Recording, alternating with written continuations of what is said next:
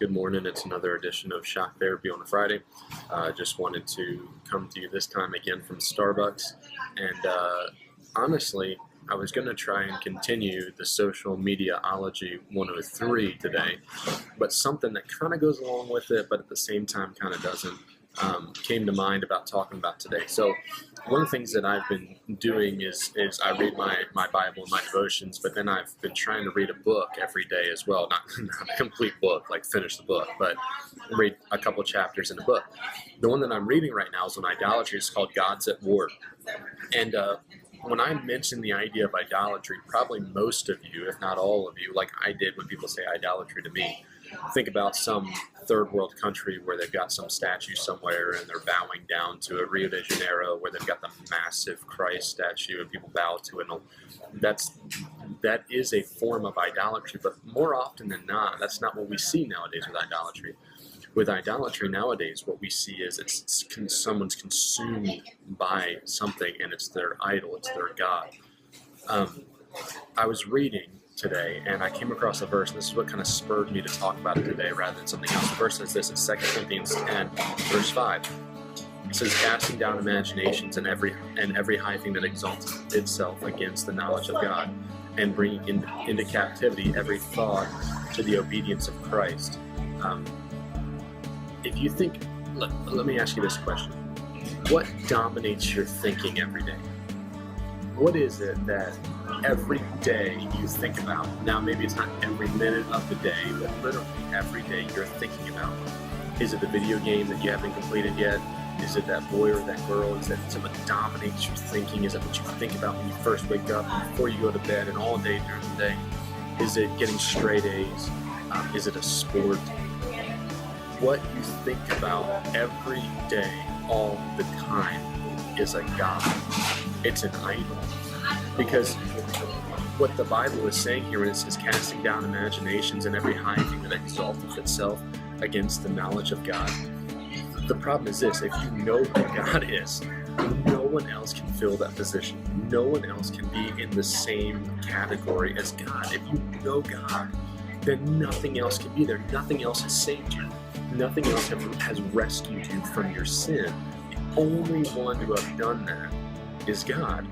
So, casting every high thing down. In the Old Testament, whenever they would go through a village and the Israelites had all these gods that they would cast them down, literally throw them over. The purpose was showing that they no longer, that was as good as dirt, in other words. With 2 Corinthians 10:5, what it's trying to get us to do is when we look at the gods of our mind, the things we think about, cast them down and get rid of them.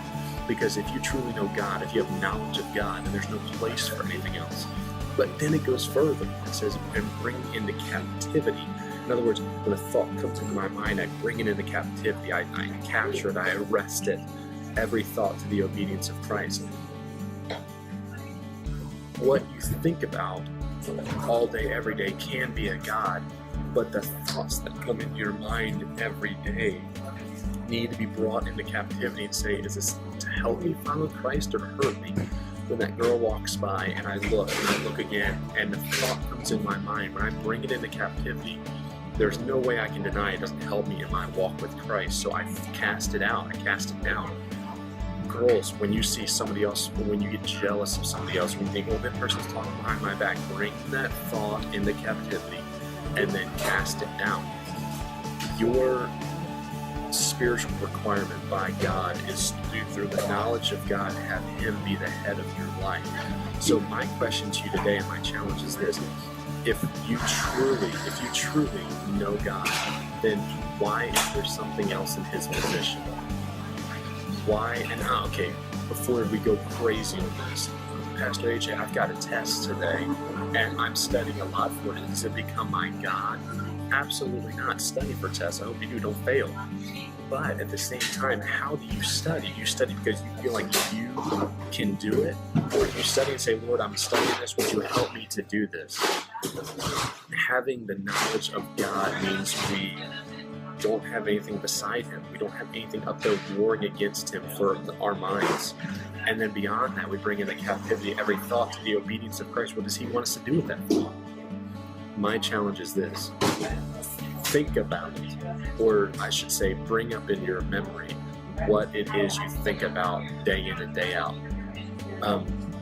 I see so many, and this is not meant for anybody necessarily in our youth group, but I see so many teenagers, ball is life, this is music is life, soccer is life, all that. That's not life.